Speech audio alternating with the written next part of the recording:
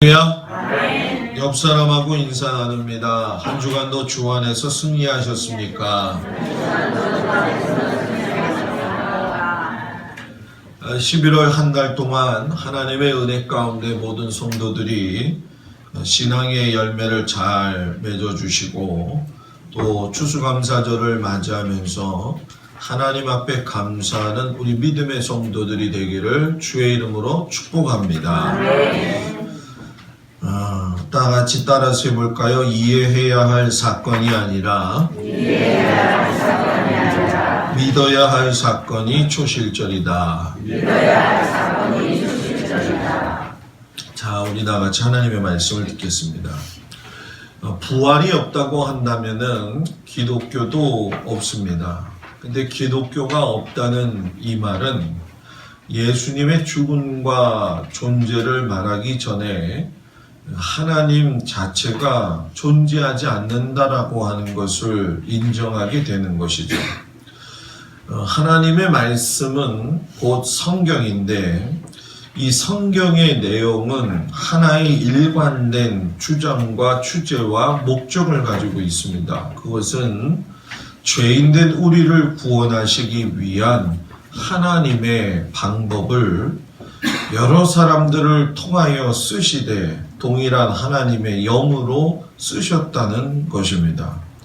그렇기 때문에 창세기 처음부터 요한계시록 마지막까지 단 하나의 이 단일된 주제였던 구원을 하나님의 영에 의해서 하나님의 계획과 질서 그대로 나타나 있는 것이 성경 말씀이죠. 자, 하나님이 세상을 지으시면서 하나님의 계획과 질서 안에는 원래 죄 때문에 죽어가는 인생들을 구원하시는 것이 없었죠. 그런데 하나님이 허락하신 그 에덴 동산에서의 기쁨과 즐거움을 하나님 앞에서 순종하지 않음으로 인해 가지고 하나님이 하나님의 다시 형상을 회복하기 위해서 죄 가운데 우리를 구원하시는 예수님을 보여주시고 또 이 땅에 인도해 주셨다는 거예요. 그런데 이 구원의 과정은 죄인을 구원하시기 위해서는 분명한 한 가지가 필요한데 누군가가 죄인을 위해서 대신 죽어야 한다는 겁니다. 그리고 죽음으로서만 끝나는 것이 아니라 다시 부활해 가지고 사람이 가지고 있는 죽음을 정복하시고 하나님의 자녀로서의 삶을 완성하도록 성령으로 도우시고 우리 주님과 함께 더불어서 하나님을 찬양하며 영광을 돌리며 살아갈 수 있도록 하시는 것이 하나님의 계획입니다. 그렇기 때문에 성도가 잊지 말아야 될 것이 삶의 현장에서 우리가 살고는 있지만 세상을 무시하는 것이 아니라 삶의 현장 속에서 성도로서의 그 존재감을 아름답게 드러낼 수 있어야 된다는 얘기죠. 죄가 없으신 예수님이 6월절에 희생되어 지셔가지고 무교절을 지나 초실의 열매가 되셨습니다. 죽음에서 살아난 자가 없었는데 죽음의 첫 열매로서 사망을 이기시는 능력의 역사가 일어난 것이 바로 초실의 역사입니다. 그리고 이것은 이해하는 것이 아니라 믿는 것입니다. 이것이 바로 믿음이라고 하는 거죠. 성도들은 하나님의 성경을 이해하려고 하면 안 됩니다. 성도들은 하나님의 말씀을 믿는 믿음이 있어야 된다는 거예요. 초실절의 사건이 부활의 사건이기 때문에 이것은 사람의 영역권에 있는 것이 아니고 또 만들지도 못하고 이해하지도 못하는 겁니다. 인간을 만드신 창조주 하나님께서만이 부활을 주도하시고 부활을 완성시키시는 분입니다. 이것이 바로 뭐예요? 하나님이 가지고 계신 주권이다라고 하는 거죠. 하나님의 주권이란 하나님만이 하실 수 있는 최고의 절대적 권위와 능력을 말하는 겁니다. 우리가 지금 여호와의 절기를 말씀으로 듣고 있지만 여호와의 절기 전체가 다 인간의 머리와 학문의 그 짧은 견해로는 이해할 수 없다라는 거예요. 더욱이 여러분들이 잘 알다시피 천지창조의 이야기는 이 창세기 자체 사건을 이해하려고 한다고 한다면은 이해 자체가 불가능합니다. 그래서 예를 들어 노아 시대의 대홍수 사건을 여러분 객관적으로 봤을 적에 학문을 연구하는 사람들은 이거에 대한 가설을 많이 내어 놓습니다. 그런데 여러분 우리가 성경을 보면 두 가지 핵심이 나타나는데 노아가 이해한 다음에 방주를 만들지 않고 하나님의 말씀을 믿고 난 다음에 방주를 만들었다는 겁니다. 또한 우리가 지나간 시간에 보셔서 아시지만 김명현 교수를 통해서 우리에게 가르쳐 주셨던 그 하나님의 이 노아의 홍수 사건이 분명히 과학적으로도 증명이 되는 것인데 세상은 이것을 밝히는 걸 원치 않는다는 거죠. 왜? 사단은 그로 인해서 많은 사람들이 하나님을 믿을 수 있는 길들을 갖다가 열어지는 것이 싫기 때문입니다. 동정녀인 처녀였던 마리아가 예수님 아이를 낳는 것도 이해할 수 있는 일이 아니라는 얘기입니다. 그래서 여러분 세상은 하나님의 역사와 예수의 이야기를 마치 신화처럼 만들고 이해시키려고 하고 가설을 만들고 의미를 부여해서 하나님이 말씀하시고자 하는 것을 희석시키려고 한다는 얘기죠. 그래서 믿음은 신앙은 이해하면 안 되고 믿어야 하는 것이죠. 인간의 이 두뇌마저도 하나님이 만드셨기 때문에 지와 정과 의가 있어도 하나님의 절대 고유 영역권은 침범할 수가 없습니다. 여러분들도 다 가지고 계신 핸드폰, 옛날과 비교해 봤을 땐 생각할 수도 없지만 지금 제가 쓰고 있는 것도 그렇지만 스티브 잡스가 스마트폰의 시대에 획기적인 사건의 시대를 열었지만 세상이 완전한 새로운 시대가 바뀌었느냐? 아니라는 거예요. 역시 여전히 스티브 잡스도 죽은 인생이고 하나님의 계획과 섭리만 이해할 수 있는 것이 이 세상입니다. 여러분들이 이런 기본적인 믿음마저도 없다고 한다면 신앙생활을 하는 것이 아니라 여러분들도 믿는 척만 하는 것과 같습니다. 그래서 오늘 이 말씀에 보면 초실절에 대해서 세 가지를 이야기하고자 하는데 하나가 뭐냐면 예수님의 부활에 대한 예언을 믿기 시작하는 것이 초실절을 인정하는 것이다 라는 얘기예요. 예수 믿는 사람은 하나님의 말씀을 믿는 자들입니다. 하나님의 말씀을 믿지 않고 듣지 않고 행하지 않고 살면서 예수 믿는 사람이라고 한다면은 그것은 다 거짓말입니다. 하나님이 사용하신 특별히 예언자들의 말씀에도 귀를 기울여야 됩니다. 예언을 뜻을 찾아보니까 앞으로 일어날 일을 미리 알거나 짐작하여서 말하는 것이다. 이렇게 이야기를 하더라고요. 그런데 이 앞으로 일어날 일과 또는 미리 알거나 짐작해서 말할 수 있는 것도 이 변질이 되게 되면은 귀신의 힘으로도 비슷하게 가능한 일을 할 수 있다는 거예요. 여러분들이 아셔야 될 것이 사주팔자라든가 관상이라고 하는 것은 통계학적 의미에서 더 강한 의미가 있습니다.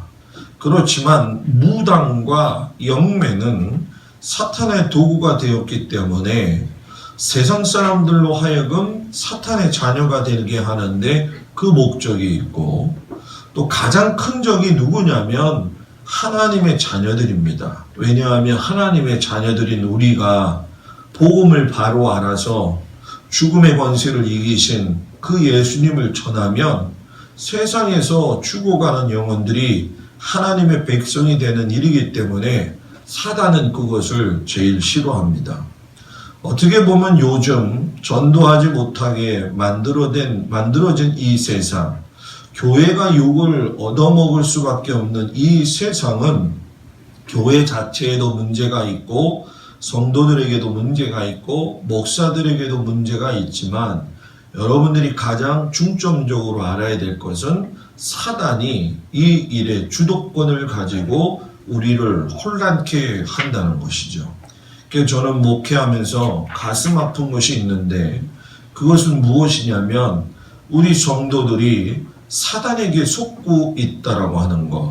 교회에서 믿음의 사람이 되어지는 일에 애쓰지 않게 하는 것도 어떤 개인의 문제가 아닌 사탄의 전략 가운데 있다라고 하는 걸 여러분들이 알기를 주의 이름으로 간절히 부탁을 드립니다.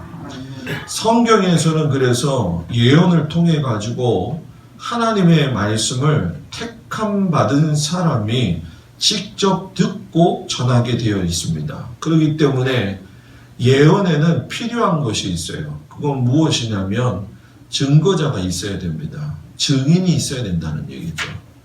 주관자는 하나님이시지만 사람이 통로가 된다는 얘기입니다. 그렇기 때문에 하나님의 말씀을 전한 성경에 나와 있는 선지자들의 말씀을 소홀하면 안 됩니다. 주신 기회를 잃어버리면 안 된다는 사실이죠. 목사가 설교하는 게 아니라 하나님이 이 말씀을 하실 적에 여러분들이 그것을 놓치지 말아야 됩니다.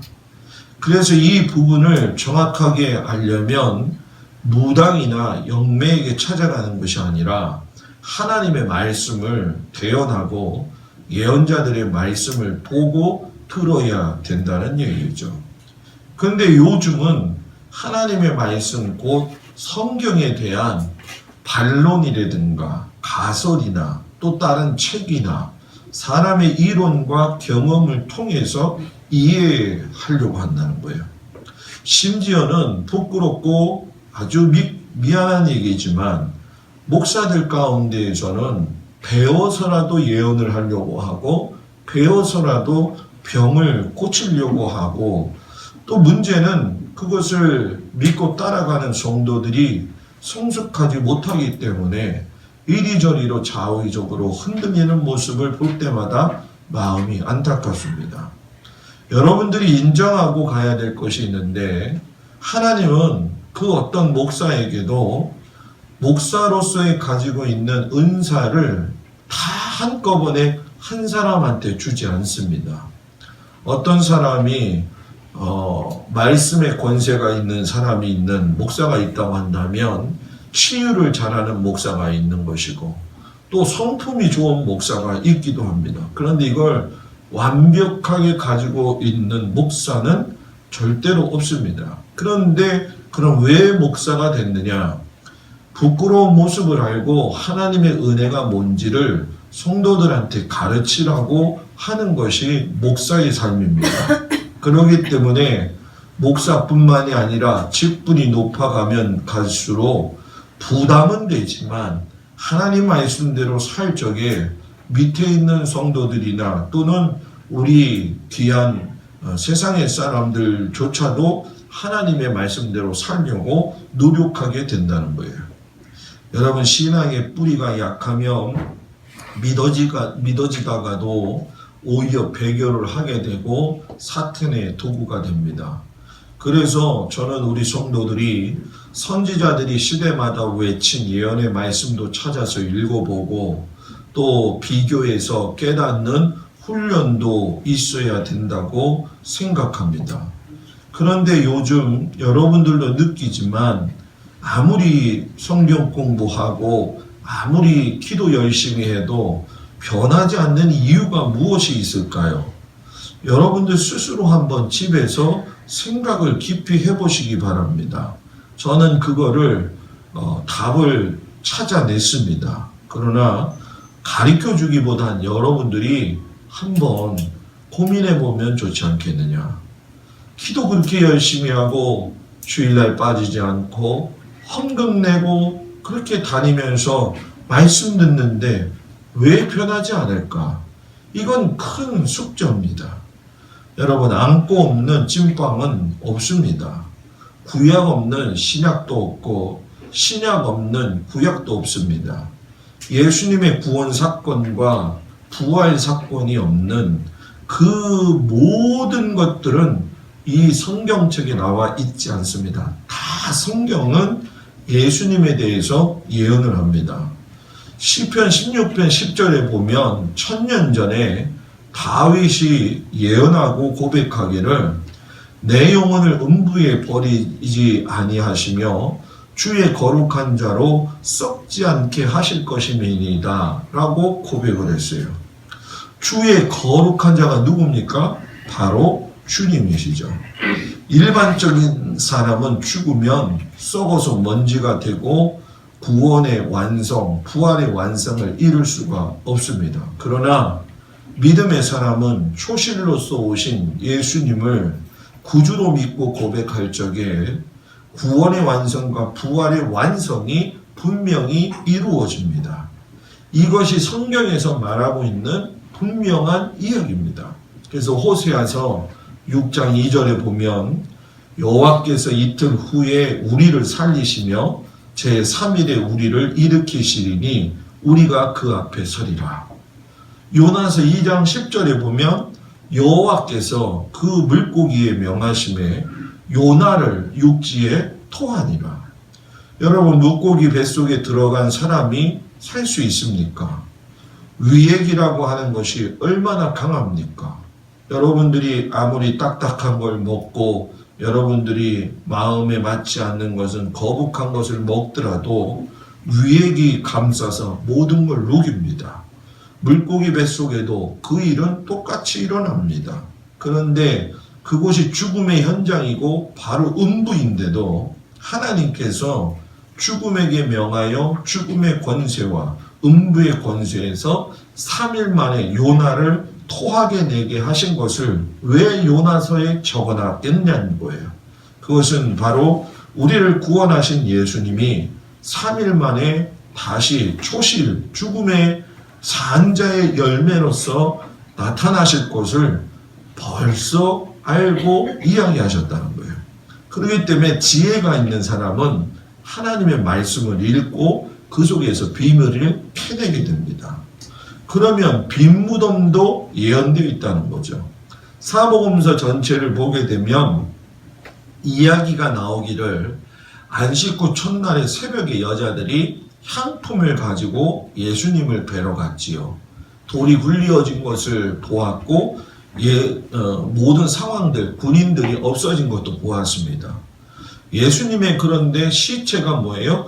보이지 않았다는 거예요. 그 시간에 그걸 보고 발걸음을 재촉해서 제자들에게 가서 소식을 전했어요. 이때 천사들이 뭐라고 이야기했습니까? 너희들이 어찌하여 산자를 죽은 자 가운데에서 찾느냐? 여기 계시지 않고 뭐예요? 살아나셨느니라. 정확한 거죠. 증인은 보고 들은 것을 말할 수 있는 사람이 증인이 되는 겁니다. 그런데 증인은 증거가 없으면 증인이 될 수가 없는 겁니다. 그래서 세상도 위증죄를 제일 크게 생각하는 거죠. 오늘 우리의 신앙이 위증 같은 신앙이 되어서는 안 됩니다. 이 여자들이 빈 무덤을 보고 난 이후에 머리를 풀고 침을 질질 흘리면서 다니면서 헤헤헤 웃고 그런다고 생각해 보시오. 여러분, 증인이라고 믿겠습니까? 미친 여자로 볼 뿐이라는 얘기죠. 그들은 빈 무덤을 정확히 보았고 하나님께서 약속하셨던 부활을 진짜 경험했다는 거예요. 하나님의 말씀은 예언은 거짓이 없다. 그렇기 때문에 주님은 살아나셨고 그 주님은 오늘도 우리와 함께 하십니다. 아멘. 그리고 두 번째, 초실절은 세상 사람들이 감당하지 못하는 날입니다. 쉽게 말합니다. 자, 집중을 한번 해보세요. 제가 나긋나긋하기 때문에 조실 분들은 조셔도 상관없습니다. 신앙생활도 부활 신앙을 경험하면서 하는 자가 있고, 부활 신앙을 믿지 못하고 머리로 이해하면서 하는 자들도 있습니다. 근데 여러분, 성경을 자세히 살펴보면 안식일이 지나면서 분주해진 건 제자들이 아닙니다. 제자들은 이미 성경을 통해서 보면 의욕이 상실되어졌고, 지나간 과거 3년 동안 주님과 함께 동행하시면서 하셨던 모든 이적과 기사를 잊어버렸어요. 그리고 주님이 말씀하셨던 내가 죽은 후에 3일 만에 부활하실 것이다 라고 하셨던 그 말씀도 잊어버렸습니다. 오히려 두려움에 몸을 숨기고 슬퍼하기만 했다라는 거예요. 그런데 대제사장과 바리새인들은 함께 모여서 빌라도 총독에게 찾아갔습니다. 여러분, 이상하지 않습니까? 모든 것이 자기들이 원하는 대로 잘 마무리가 되어서 예수까지 확실하게 죽였는데도 굳이 왜 빌라도 총독을 찾아갔냐는 얘기예요. 그런데 찾아간 거에서 끝난 게 아니라 성경을 보면 여러분들이 아시지만 예상 밖의 요구를 합니다. 이것을 의아하게 생각하지 말고 그들이 왜 그런 요구를 했는지 여러분들 보면서 여러분들의 신앙과 저의 신앙을 이렇게 점검해 볼 필요가 있다는 거예요. 청원의 내용인즉 무엇이냐면 예수의 무덤을 병사들로 하여금 철저히 지켜달라, 이런 얘기를 했어요.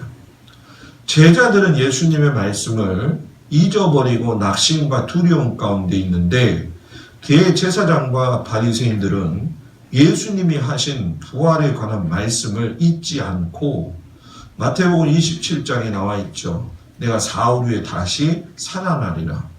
이걸 잊지 않았다는 거예요. 여러분, 지금 상황이 너무 이상하지 않습니까? 저는 이 상황을 보면서 성도로서 목사로서 살아갈 적에 정말로 이해하고 살고 있지는 않는가, 부끄러운 모습을 가지고 사는 우리들의 모습이 되지 않기를 하나님 앞에 기도했어요. 물론 그들이 찾아간 이유는 제자들이 예수님의 시체를 훔쳐갈 수도 있고 그것 때문에 다시 살아났다고 유포할 수도 있기 때문에 그것에 집중하고 있는 것 같지만, 분명한 사실은 그들이 예수님의 말씀을 기억하고 있었다는 거예요. 제자들은 기억 못하고 있는데 죽인 그들은 기억하고 있었다는 거예요. 그리고 구체적인 대비까지 세워놓아서 부활 이후에 어떤 상황이 벌어질지에 대해서 모든 가능성을 준비하고 있었다는 거예요. 여러분, 지금의 세상과 같지 않습니까? 세상은 오히려 기독교 신앙의 강력한 능력을 잘 알고 있습니다. 이 나라가 기독교로 세워졌다라고 하는 것도 알고 있습니다. 그런데 우리들은 부활의 신앙을 이야기는 잘하지만 지금 현재의 우리나라와 이 세상을 보면서 그 주님이 부활하셨고 이제 다시 오실 재림의 주님으로서 오실 것을 간과하고 있다는 거예요. 초실절의 신앙은 예수님께서 사망의 권세를 무너뜨린 것 그 자체를 그대로 믿는 겁니다. 어떻게 초실절의 신앙을 믿는 자들이 서로를 미워하고 서로를 비하시키고 서로를 미워합니까? 초실절의 신앙을 믿는 사람들이 어떻게 목사가 목회를 그렇게 하고 교회가 분열되게 살 수가 있습니까? 이걸 아는 사람들은 절대로 그렇게 살 수가 없습니다. 아무리 주여 주여 하고 이름을 이야기한들 다 가짜입니다. 저는 여러분들이 그것에 휩쓸려 살거나 그것 때문에 여러분들의 신앙이 느슨해지지 않기를 바랍니다. 하나님은 인정되어져야 되고 경험되어져야지 알 수 있는 겁니다. 오히려 여러분 밖에 나가면 지금 단풍이 들어서 자연의 그대로의 모습을 보고 세상 사람들은 야 아름답다 이런 이야기를 하면서 하나님의 살아계심을 인정하고 있는 경우가 더 많습니다. 우리는 여러분 하늘도 보지 못하고 단풍도 보지 못하고 어떻게 보면 하나님 앞에 예배를 드린다고 하지만 스스로들 자신의 신앙 안에 갇혀가지고선 하나님을 바르게 보지 못하고 열심은 분명히 내고 있는데 열매가 없는 삶을 살고 있지는 않는지, 초실절의 부활의 주님을 갖다가 그 은혜 능력을 받고 나를 위하여 죽으셨던 그 주님을 기억하고 있다고 하는데 마음으로는 믿지 않고 입으로도 시인하지 않는다는 거예요. 그러니 우리가 여러분 세상보다 못하면 안 됩니다. 예수님의 부활은 대제사장과 바리새인들이 막는다고 막아지는 것이 아닙니다. 그런데도 그들은 뭐예요? 막으려고 했다는 거예요. 예수님의 초실 사건을 제일 먼저 알 사람이 기름을 바르기 위해서 올라간 여자들이 아니고 그 여자들 때문에 알게 된 제자들이 아닙니다. 마태복음 28장 2절에서 4절에 보면 큰 지진이 나며 주의 천사가 하늘로서부터 내려와서 돌을 굴려내고 그 위에 앉았는데 그 형상이 번개 같고 그 옷은 눈같이 희건을 지키던 자들이 누구예요? 군인들이 저들을 무서워하여 떨며 죽은 사람과 같이 되었더라 라고 해요. 사건입니다. 현장입니다. 속보입니다. 그 사건과 현장과 속보를 보면서 죽은 자의 첫 열매가 되신 초실의 예수님을 본 사람들은 군인들입니다. 그리고 그 소식은 빠르게 막으려고 했던 자들, 감추려고 했던 자들한테 갔다는 사실이에요. 어쩌면 한 발자국 늦은 것이죠. 여러분, 그런데도 불구하고 혹시나 했었던 것이 일어났을 적에 그들은 철저하게 예수의 죽음을 갖다가 비밀스럽게 만든 것이고 그것이 오늘날 세상 사람들의 근간이 되게 만들어 가지고 이해하지 못하게 만들어서 부활을 갖다가 자꾸 믿지 뭐예요? 못하게 된다는 거예요. 여러분, 구원의 기회를 잃어버리는 자들이 되지 않기를 축복합니다. 대제사장과 바리새인들은 초실절 곧 죽음의 첫 열매가 되신 예수님을 마음으로 진심으로 믿지 않고 입으로도 고백하지 않습니다. 오히려 돈을 주면서 그 사건을 본 자들의 입을 막으려고 했습니다. 초실절의 사건이 입을 막으려고 해도 막을 수 없는 사건입니다. 진리는 절대로 숨겨지지 않습니다. 숨길 수도 없고 어떤 방법으로든 어떻게든 여러분 절대로 그것을 갖다가 발견해 낼 수가 없다라는 거죠.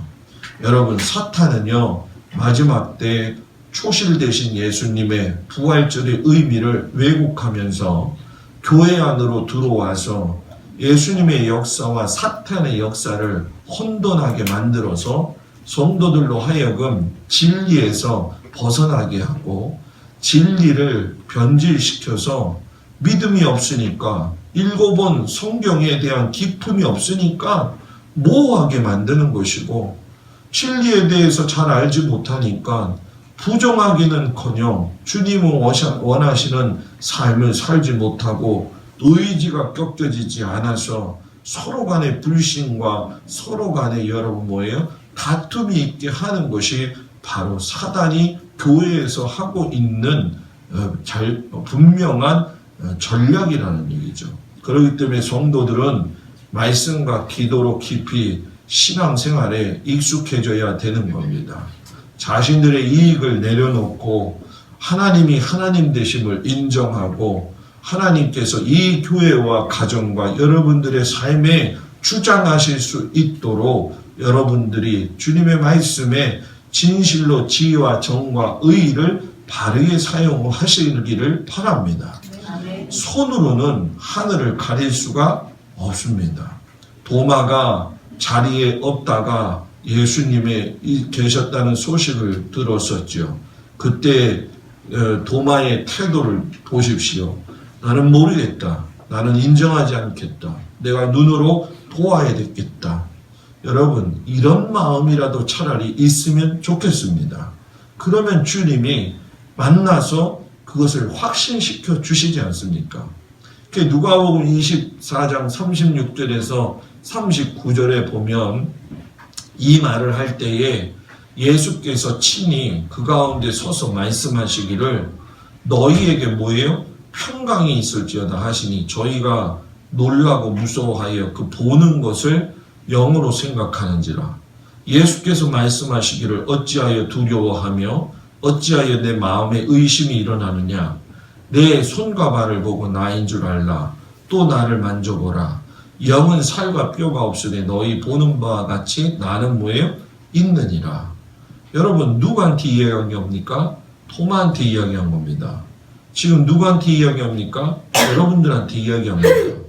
여러분들한테 평강이 있습니까? 물어봤잖아요. 아멘. 여러분들한테 평강이 있습니까? 아멘. 여러분들한테 두려움이 있습니까? 여러분, 믿는 자는 평강이 있고 두려움이 없습니다. 이해하려고 하는 자들은 평강이 없습니다. 두려움이 있습니다.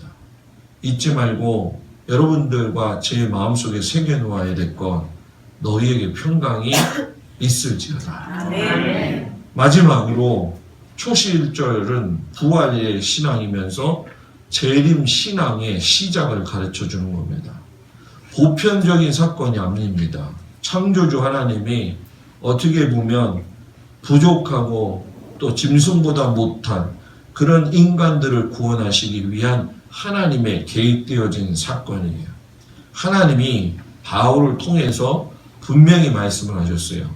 로마서 10장 9절에 보면 네가 만일 네 입으로 예수를 주로 시인하며 또 하나님께서 그를 죽은 자 가운데서 살리신 것을 내 마음에 믿으면 구원을 얻으리라.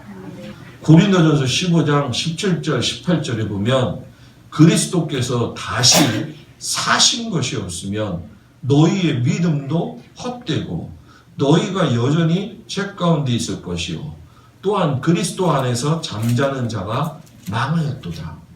초실절을 믿지 않으면, 초실절을 자꾸 이해하려고 하면 초실절을 믿어야지만이 여러분 뭡니까? 우리의 믿음도 헛되지 아니하고 그리스도 안에서 먼저 죽은 자들의 죽음도 헛되지 아니하고 구원을 얻을 수 있다라고 하는 거예요. 바울은 율법을 말하고 가르치고 의롭다고 생각하던 그 사람이 예수님을 만나게 됐을 적에 자기의 자랑과 자기의 집과 자기의 학문을 갖다가 다 배설물로 버렸던 이유가 뭐였겠습니까? 살아계신 주님을 만나니까 입으로 부인할 수도 없거니와 삶으로도 손을 들 수밖에 없었다는 거예요. 우리가 정말 예수님을 믿으면, 예수님이 부활하셨다는 걸 믿으면, 때로는 물질적으로 어렵고 육체적인 곤고한 병으로 인해서 정말로 낙심이 될 때가 있지만 주님이 사셨던 것처럼 우리도 살 수 있다고 하는 분명한 믿음이 있게 되는 겁니다. 그래서 교회에서 목사가 가르쳐야 될 것은 세상 철학도 아니고 선한 삶을 살라고 하는 것도 아니고 도덕적으로 윤리적으로 깨끗하게 살려는 것이 아니라 예수님이 죽으셨고 그 죽으심이 부활하셨고 사망 권세를 이겨하셨고 또 이기신 그 주님이 하나님 우편에 계시다가 지금 우리에게로 오실 것을 분명히 가르치는 것이 목사가 해야 될 일입니다. 복음을 듣고 구원을 얻은 자는 하나님이 예비하신 그 하나님의 나라의 도성에 분명히 들어갑니다. 때로는 여러분들과 제가 전진하다가 넘어질 때도 있고 전진하다가 낙심해서 뒤돌아설 때도 있고 싶고 전진하다가 죽을 수도 있습니다. 그러나 이런 상황 속에서 새 힘을 주시는 건 초실되어진 부활의 예수님의 신앙입니다. 초실절 대신 예수님이 없으면 우리의 구원과 인생이 헛된 겁니다. 초실절 신앙은 생명의 근원이 되시는 예수님이 주시는, 하나님이 주시는 새 생명의 열쇠입니다. 요한복음 11장 25절 26절 나는 부활이요 생명이니 나를 믿는 자는 뭐예요? 죽어도 살겠고 무릇 살아서 나를 믿는 자는 영원히 뭐예요? 죽지 아니하리니. 주님은 오십니다. 그래서 부활신앙, 초실절의 신앙은 바로 초막절 신앙의 시작이고 재림신앙의 시작입니다. 부활신앙이 없는 자, 죽음을 이기신 예수님을 못 믿는 사람이 다시 오실 주님을 어찌 믿겠습니까? 사랑하는 성도 여러분, 하나님을 이해하려고 하지 마십시오. 믿고 순종하며 가십시오. 이해한다고 이해될 것이 아니라 믿어질 적에 믿음이 생기는 겁니다. 오늘 말씀을 통해서 여러분들이 선택하십시오. 여러분들이 결정하십시오. 다른 방향으로 갈 것인지 초실절의 주님을 믿어서 주님을 맞이하는 믿음 가지고 살 것인지 이해하는 자가 아니라 믿는 자가 되는 은혜가 여러분들 가운데 있기를 주님의 이름으로 축복합니다. 다 같이 일어나겠습니다. 이 시간 기도하겠습니다. 가슴에 손을 얹고 기도할 적